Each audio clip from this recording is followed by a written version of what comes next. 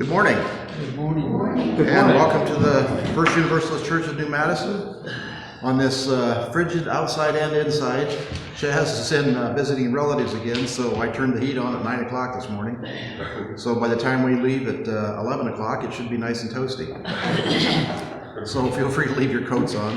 The next time I'll bring a basket of little hand warmers that you can use.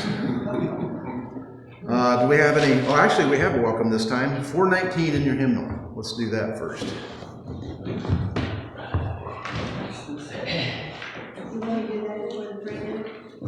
Yes.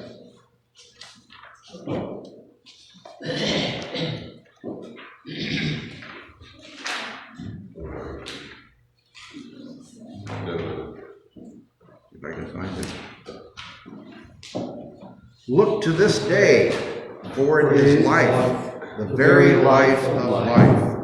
In its brief course lie all the verities and the realities of your existence, the bliss of growth, the glory of action, the splendor of beauty. For yesterday is but a dream, and tomorrow is only a vision.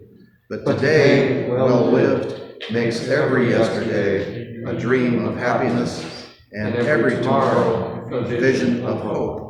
Look well, therefore, to this day. Kalidasa. Do we have any announcements?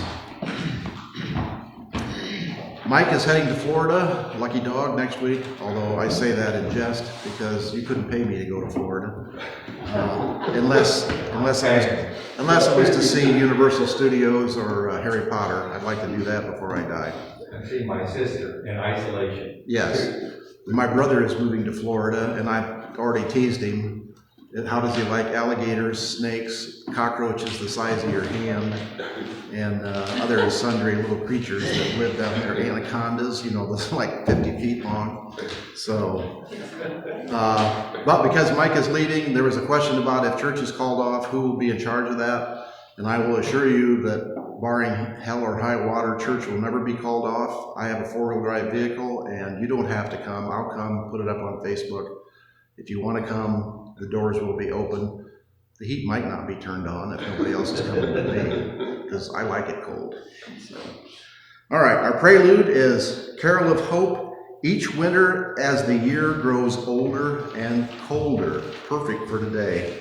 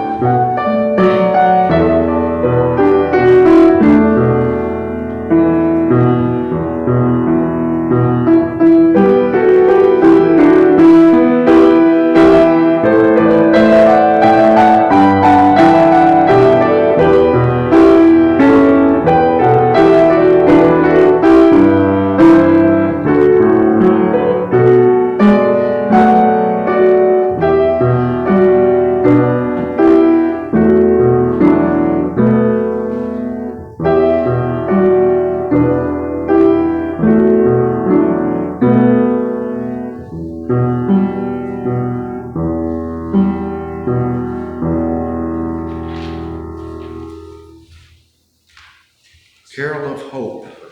And in honor of that, my tie today has the lion lying down with the lamb and the dove.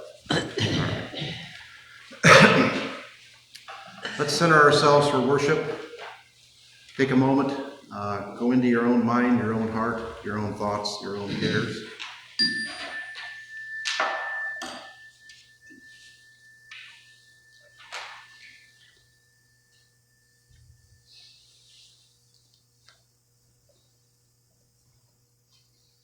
Our chalice lighting is The Beauty of the Whole by Meg Barnhouse.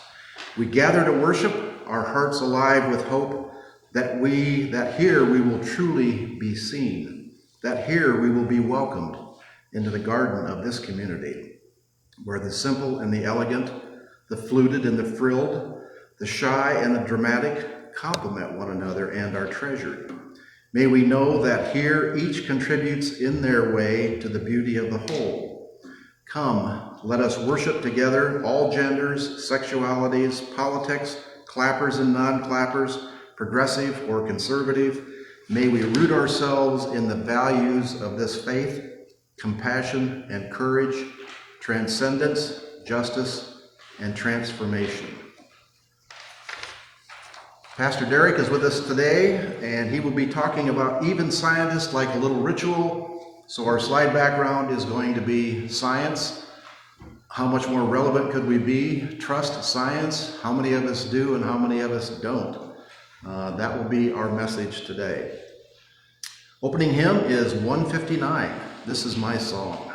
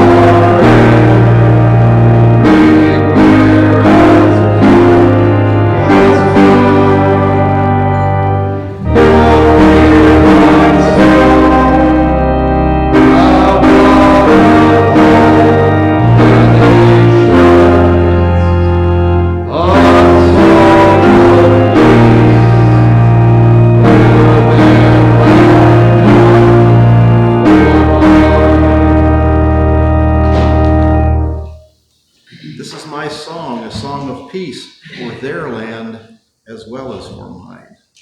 Keep that in mind. All right.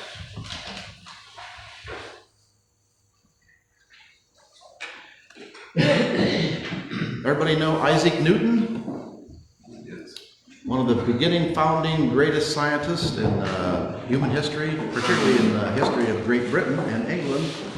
But did you also know that Isaac Newton was an alchemist? Does everybody know what an alchemist is? Well, we'll find out. Can you see that well enough to see what that is?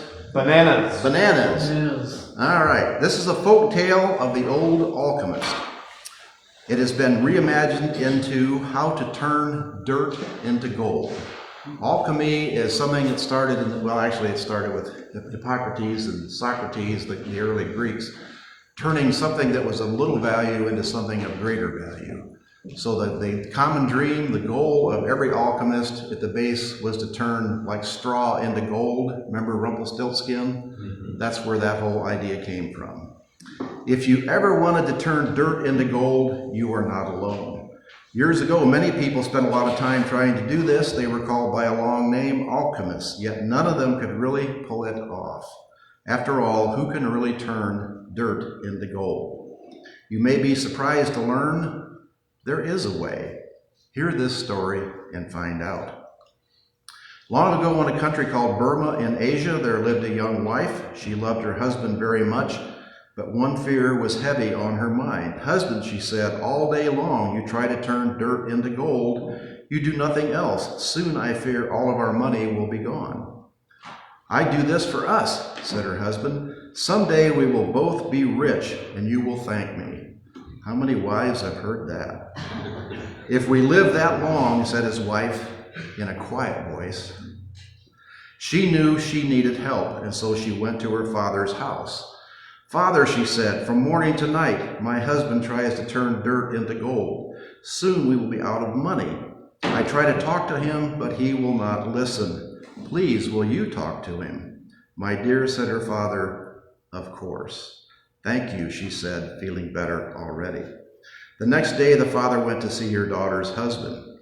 I hear you were trying to turn dirt into gold, he said to this young man. I will do it, said the young man. It just takes some time. I know, said the father, and the young man looked up in surprise. Ah, there is something you do not know about me. When I was your age, I too was an alchemist who wanted to turn dirt into gold. You were, said the young man. And not only that, said the father, after many years, I found out the secret.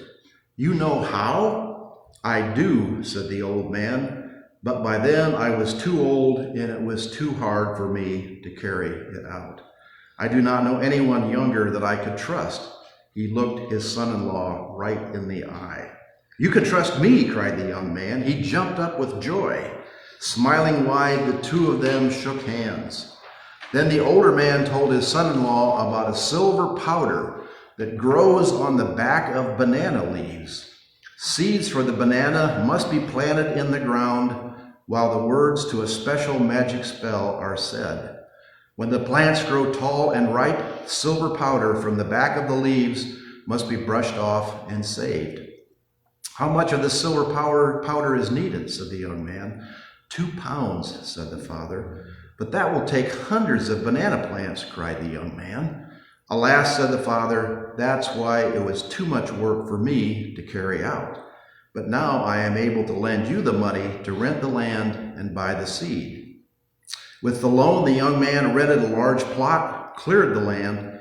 He planted the seeds while saying the magic spell over them that he had learned. Each day the young man walked the rows of young plants. With great care, he pulled out the weeds and kept the pests away. When the banana plants grew tall and ripe, the young man brushed the magic silver powder from the back of their leaves. But only a handful of the powder could be saved. He had to buy more land and grow more bananas. It took a few years, but at last he had the 2 pounds. With great joy, he ran to his father-in-law's house. I have enough of the silver powder, he cried. Great, said his father-in-law. Now I will show you how to turn dirt into gold. But first, you must bring me a bucket of dirt from the banana farm. And you must bring my daughter. She is also needed. The young man did not understand why, but he ran to the farm and dug up a bucket of dirt. Then he got his wife at the house, and the two of them went to the old man's home. The father asked his daughter, when your husband was saving the banana powder, what did you do with the bananas? Why, I sold them, she said. That is how we've been able to live. Did you save any money? Asked the father. Of course, she said. May I see it? Said the old man. The young woman and her husband gave each other a quick look. This was odd. But she went home and came back with a large bag. The father saw that inside the bag were gold coins. Set that down, he said. Then he took the bucket of dirt and dumped it on the floor. He took the bag and poured the gold coins in a pile next to the dirt. You see, he said, turning to the son-in-law, you have turned dirt into gold. The young man said, what? Oh, I get it, said the daughter. My dear, she said, turning to her husband, you farmed the dirt and then we sold the bananas and now we have gold coins. But that's not the magic I had in mind, he said. And the daughter gave her husband a kiss on the cheek. Well, he said, maybe there is some magic here. Indeed, said the father. Now let's eat. And the three of them sat down to a good, tasty dinner. So how do you turn dirt into gold? You're a farmer. And some days it works and some days. Tim, you could title that song, or rather that story, How to Turn Alchemy into Agribusiness. There you go. Yes. He didn't use a silver powder, though. Yes, there was a flaw at the end of the story, but the silver powder was a means of, and actually, it almost is alchemy. If you can get a young man to actually work for a living instead of having dreams of pie in the sky, we all know how hard that is to do. All right, our affirmation is 459 in your hymnal.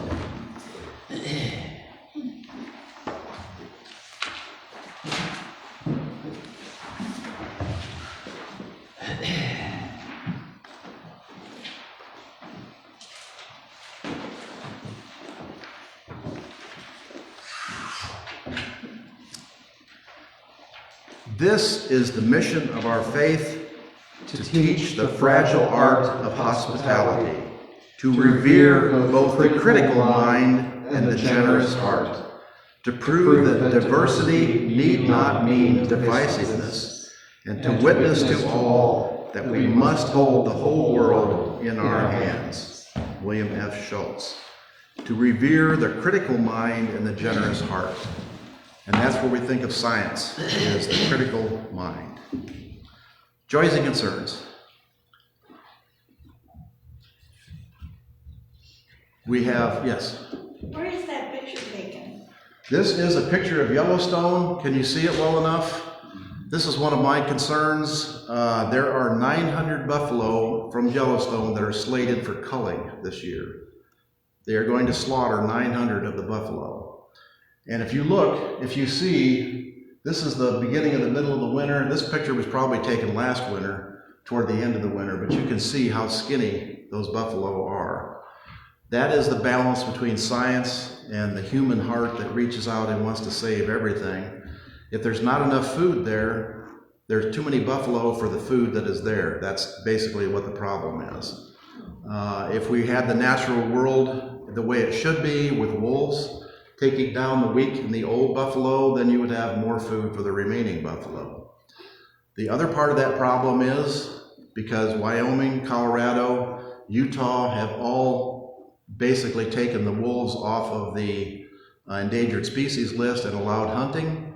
More than 30 wolves from the Yellowstone area have been killed this year. One pack has been entirely wiped out.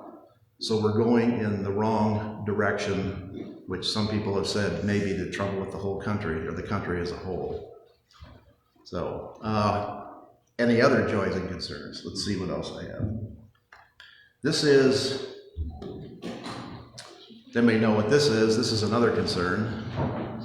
This is an artist's rendition of the COVID virus.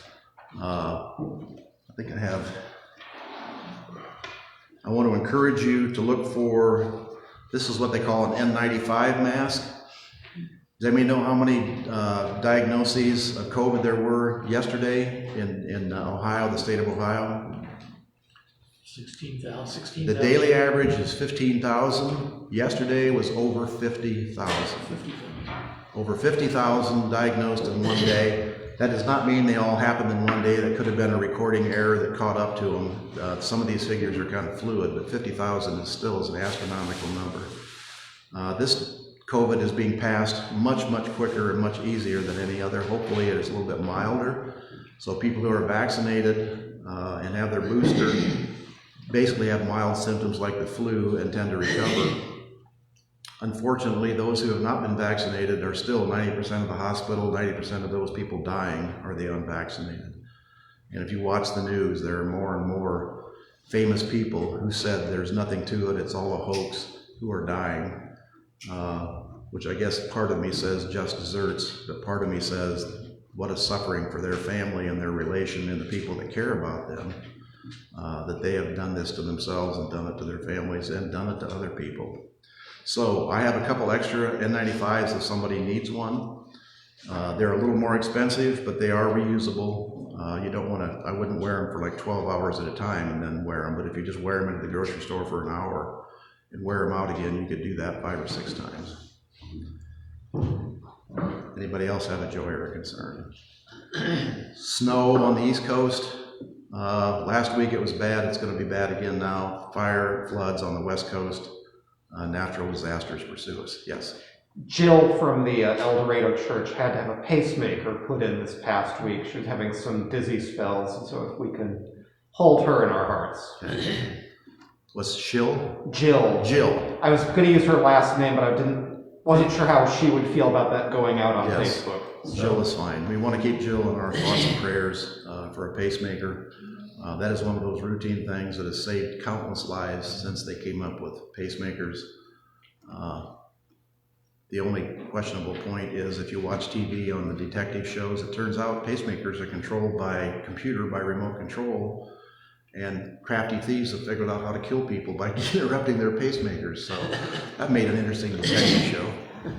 So, anything else? All right. I guess I forgot to light candles again.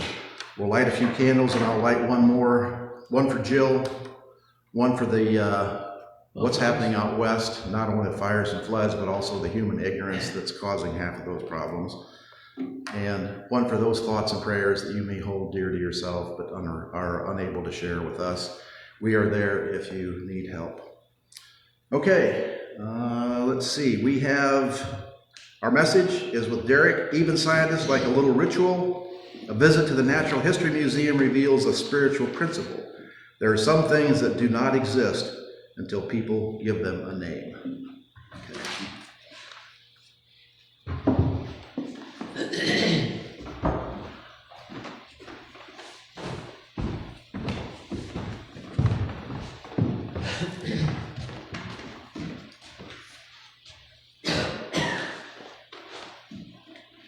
Good morning, and I want to say thank you to the El Dorado congregation for releasing me to come and serve up here today.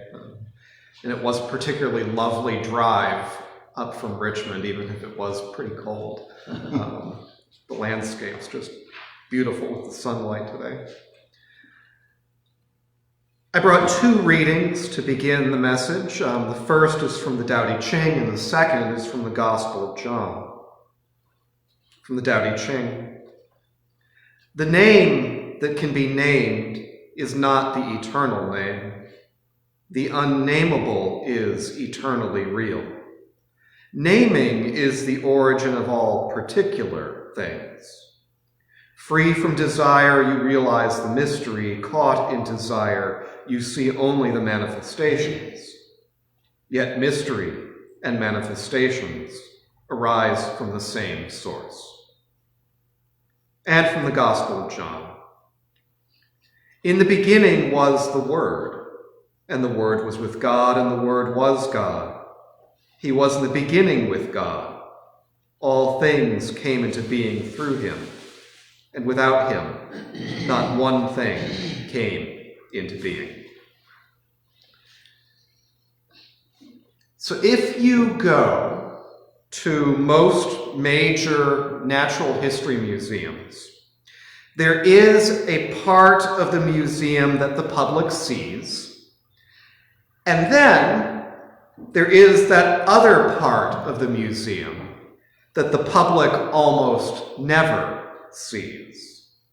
So there's the part that the public sees, the halls full of dinosaur skeletons, The dioramas the size of small dining rooms containing mock-ups of forests and deserts and grasslands and the animals that make their homes there. There are display cases full of prehistoric human tools and glass cases containing meticulously cared for taxidermied birds. They're all very carefully, had their guts and bones removed and then stuffed, and they're very carefully put on display and kept clean. Then there's the other part of the museum the public almost never sees. I got to see the other part a long time ago. It feels like a whole different lifetime for me. When I was a college geology student in the city of Chicago. At major institutions like the Field Museum of Natural History, this other portion of the museum is housed behind guarded gates in vaults, both below and above the public portions of the museum.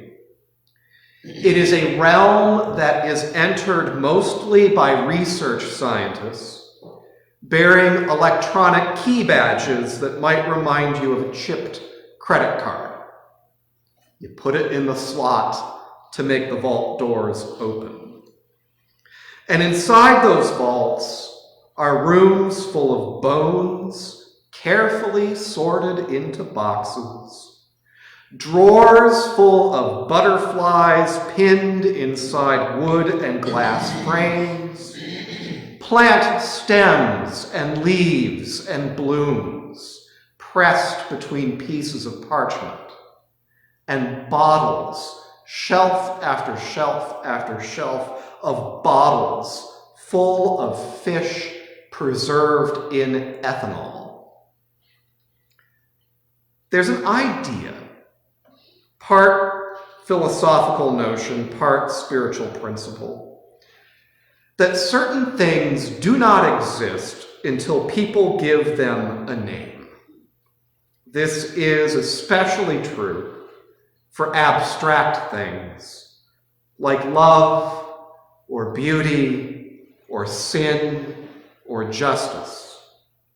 The thinking is that these things just don't sit out there as independent realities waiting for some human being to discover them. The philosophy says that these things snap into being when a person creates a name for the idea. The name itself is a thing of great power. The name itself is a vessel that both gives something form and carries it out of the world of the mind and into the world around us. Before the word that is spoken as a name, there is, as the Tao Te Ching reflects, a mystery. Now, there are obvious critics of this philosophy. They will talk about math, as well they should. Because don't numbers exist without our names for them? Can you show me a circle that does not contain the miracle concept of pi inside of it? No, you cannot. That exists no matter what we name it. There is a certain truth there. But what does a fossil or a fish in a bottle care if some paleobiologist indulges in taxonomy and names that fossil dinosaur? Did the living thing care when it roamed around Colorado in the Cretaceous? Did it care that a paleontologist walked around a few inches above its bones, dug it out of the ground, put it in a big box, and named it dinosaur? How did this creature think of itself? Certainly not in our terms, with or without a name that we gave it. The creature lived, died, became fossilized, and sits in its own special box in the Field Museum. You may not be following me at this point, but there is a point. What I can tell you is that scientists, especially those of us who have practiced taxonomy, the science of discovering, cataloging, and naming living things, can get very reverent about this whole ritual of discovery, study, categorizing, naming, cataloging, and storing. The very first time a species is named, it doesn't matter which species it is. It can be a lily, or a beetle, or a fish, or a fossilized trilobite, or the giant corpse of a huge squid. Its body is placed by the scientists in some kind of special container. It receives then a very special honor. It is marked off in the museum's catalog, and an official peer-reviewed paper is written describing the specimen. And the specimen is officially designated as the primary marker for the species. This is what you will compare all other members of the species to. In taxonomic jargon, it is called a holotype. And like any sacred relic, those holotypes are kept in very secure places. Now, there's an important rule about holotypes. If one is ever lost or destroyed, and there were a ton that were destroyed in Germany during World War II, if they ever lost or destroyed, you can't simply swap a new specimen in its place. The loss is mourned in a fashion by the scientific community. It is honored, it is marked in the scientific papers. The reference point has been forever compromised. A new specimen will be chosen by the scientific community to serve as the official representative, the new representative of the species, but it's given a lower rank. It's called a neotype, a neotype. You see, even scientists like a little bit of ritual. And this process of naming life forms is definitely ritual in many of the best ways. It is a shared, collaborative, creative process. In some ways with parallels to the shared, collaborative, creative process of this worship service. Both are shared, collaborative, creative processes. I don't bring this up merely to give the congregation a live-action version of a TED Talk. And I like TED Talks, but this really isn't a TED Talk.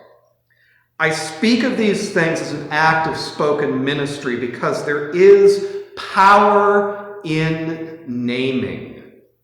And our practice of naming things can bring good or evil into the world, along with the abstract realities that we carve out of the universe. And my point is that the human mind is not always ethical at carving up the world. The names we speak into existence sometimes get things wrong. Sometimes they also erase previous words that perhaps did a better job. Sometimes we have unintended consequences to the names we coin, and sometimes the names speak evil into the world. Were the people named slaves, subhuman creatures who did not deserve freedom? When somebody coined the word witch, were witches devil worshippers who deserved to be hanged from a noose or burned at the stake?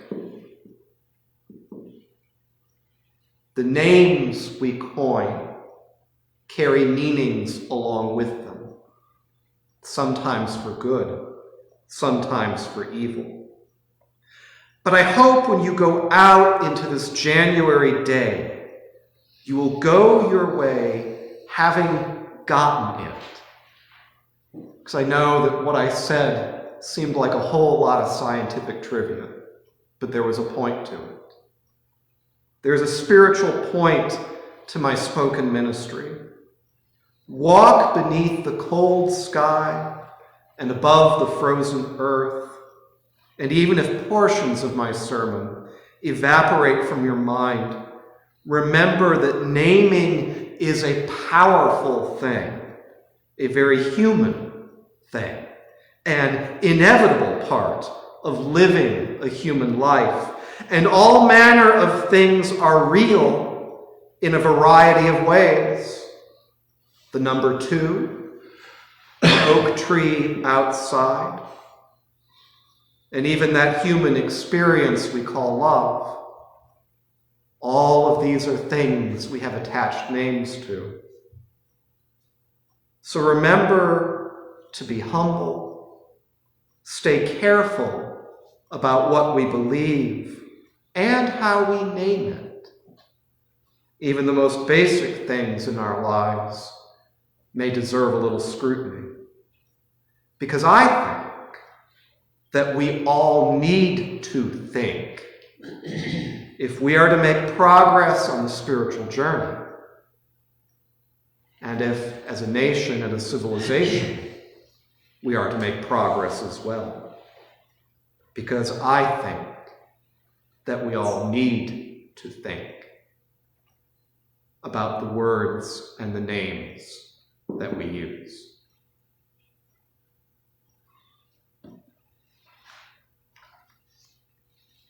That is the end of the bulk of my message. There is time for dialogue, and I hope I didn't soar too high. Having been somebody who practiced taxonomy for a time, it does get a little woo-woo. So did you, at the museum in their storage room, did you see the Ark of the Covenant?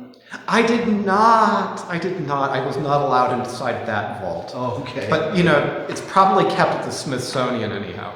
After I said that, it did occur to me. And not the Field Museum.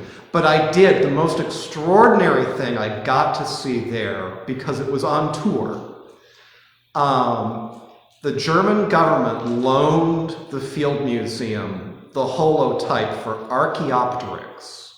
And Archaeopteryx is the famous fossilized link between birds and reptiles. It's in the Solnhofen shale. It's an exquisitely preserved thing because you see this reptilian shape and the clear impression of feathers all around it. And you'd think you were looking at a bird based on the legs and the wings until you see that it clearly has a reptilian snout. That thing was under 24-hour guard. But it was an amazing thing to see, and there was a kind of reverence to seeing that kind of an artifact of life on Earth. And to think that at one time, thousands of those things were flapping around Germany before that particular one fell into the water and got covered in silt. Yes? I enjoyed your comments, particularly about taxonomy. Mm-hmm. I can't think of any more disciplined process in academic endeavor into classify using a dichotomous key. One of the most difficult courses I took in my undergraduate work, 5-hour course in botany, was plant taxonomy. So I won't bore you with all those details, with the exception of you, I believe, ended your message with names can change, and think carefully about names. So when you use a very disciplined process and go through a taxonomy key this big, thicker than the average book, and you spend hours attempting, at least on an examination, to come up with that, you're coming up with it based on finite characteristics and differences to come up with what is this organism I'm looking at.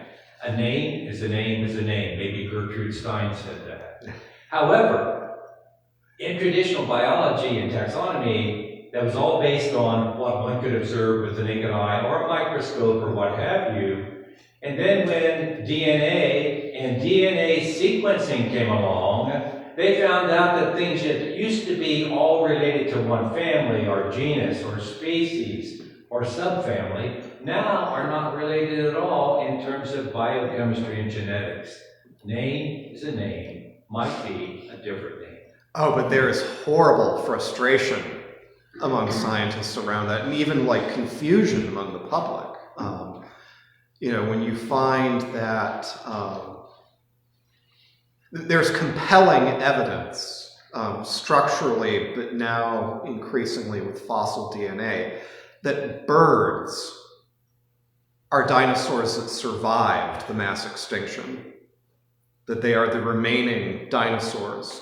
But there are people who will wig out the thought that the cardinal at your bird feeder is a surviving dinosaur. Sometimes because they don't even want to think about dinosaurs. Geologic time is painful to the fundamentalist mind. But even scientists, I knew back in my paleontological days, a paleontologist from Kansas who had devoted his entire life to bird paleontology, who would go on these lengthy rants about how birds could not possibly be surviving dinosaurs. He took it personally, emotionally. He said ornithology is not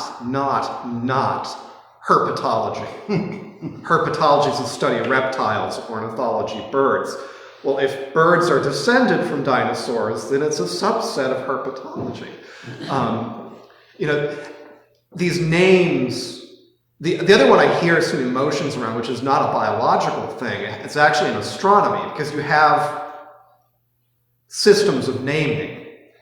And when Pluto was demoted from being a planet to a planetoid or whatever it was, there were a lot of people who got emotionally worked up about it, saying, well, but I learned in school and I drew those maps, and I don't want to lose Pluto. It's really, really hard. But those categories and the confusions that sometimes happen as well with names. You will see people put out there, the term germs, which is so loose. And so people go, oh, germs. I can cure my COVID by drinking a lot of alcohol. Or taking horse paste. Sorry, viruses don't work that way. You haven't understood because you've used this very sort of loose name, germs. And as I said, there are words that have been coined that have been very hurtful. At some point in human history, we came up with words to mean slave, which meant that when you got labeled as slave, that meant somebody gets to own you. And you have no worth and dignity of your own. You're a thing. Even without the name, some people are still treated that way. Oh yes, but we find interesting ways to treat people in slavish fashions. There's a whole industry, I think, of working up names for public policy purposes that downplay people's humanity.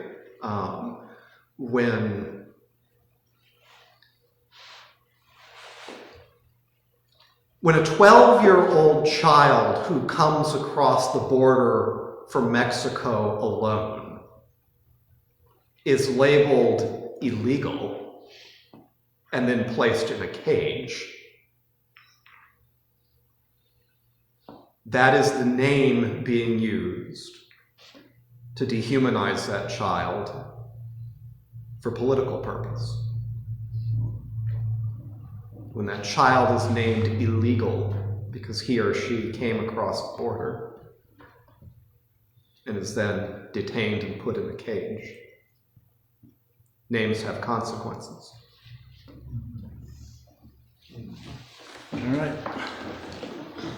And after thousands of years of civilization, sometimes we wonder how much we've actually progressed.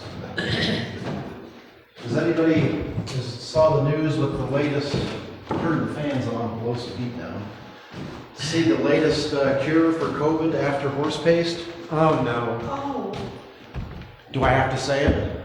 Bleach? It's beyond bleach. No, it's something different. What It's was it? a ingestion of a bodily fluid. Oh, no. Yes, now people are being told to drink your own urine to cure COVID. Yeah, that won't do anything either. Maintain your electrolytes. Yes. and there are people who are taking horse medicine Yes. in Dark County.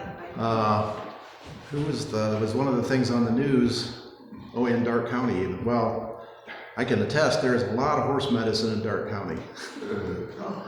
But most of it goes to horses. But yeah, that's what I say. We've had a civilization for thousands and thousands of years. But burning witches was only a couple hundred years ago, and I don't know if we've actually progressed beyond that when you look at the way people think, the way they talk. I'm trying to think. Glenn Beck. Does everybody know who Glenn Beck is? Who is anti-vaccine. There's no such thing. He now has the virus, and he's taking ivermectin, which is the horse paste.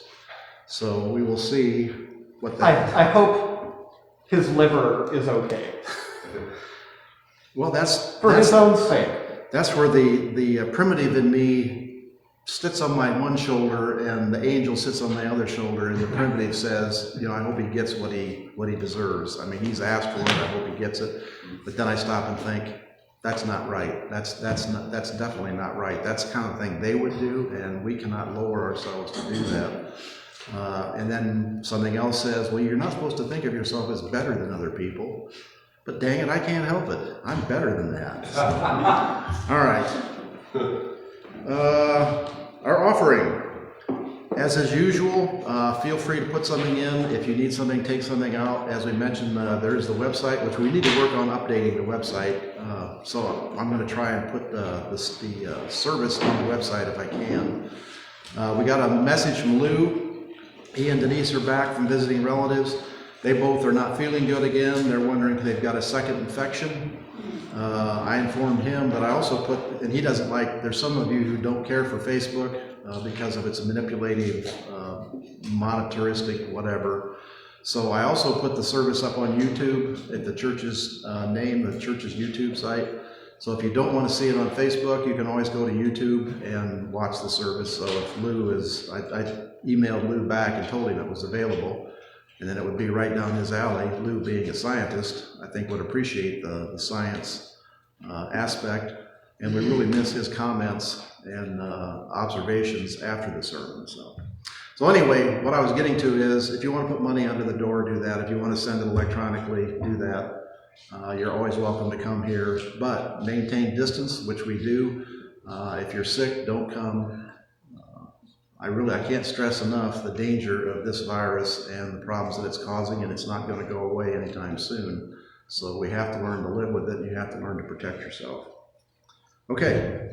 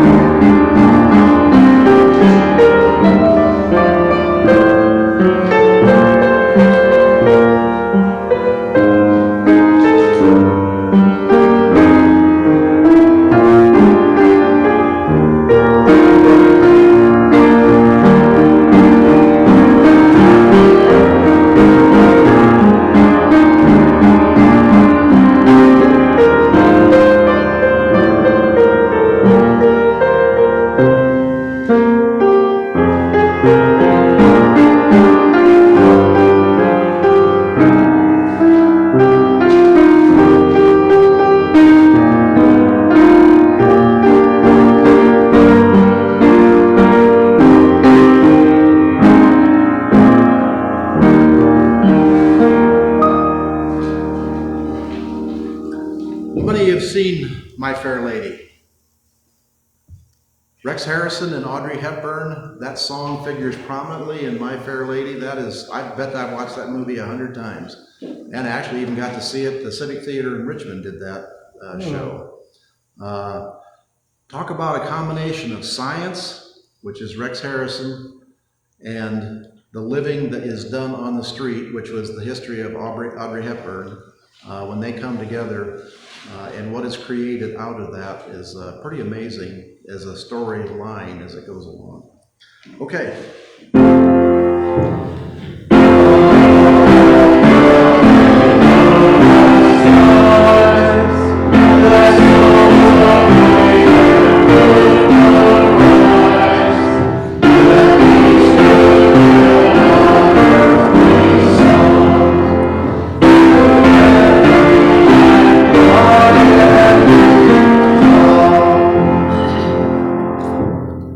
Closing hymn is 114.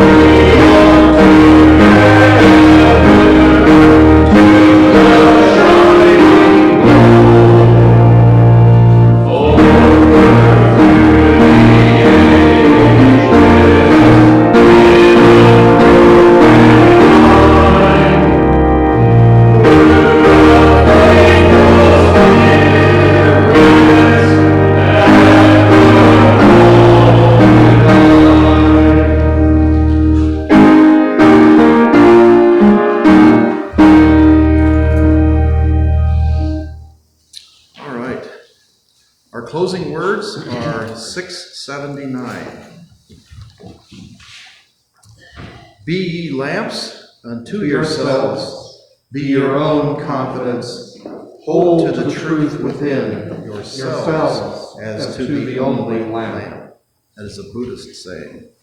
And as all Buddhist sayings, hard to get a grip on.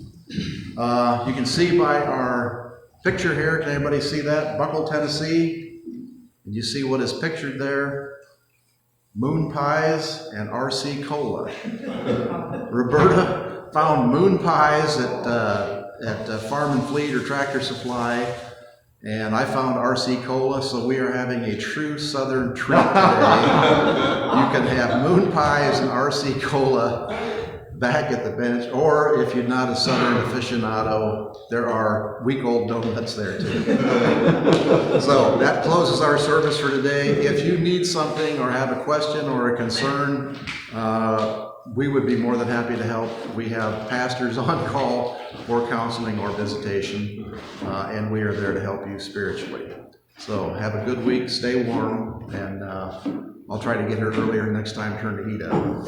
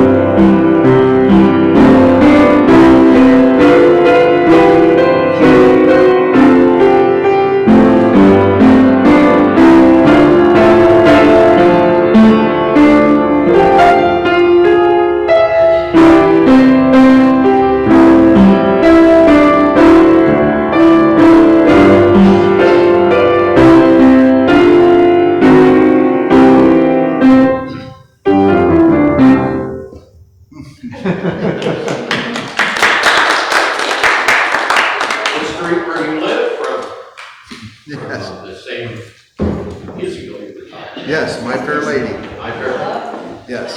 That is a fantastic movie for someone who is isolated in his own little life and is pulled out by the milk of human kindness. Okay. Fantastic. Right. Read this in. I was trying to think of any scenario where we had Totally off. Oh.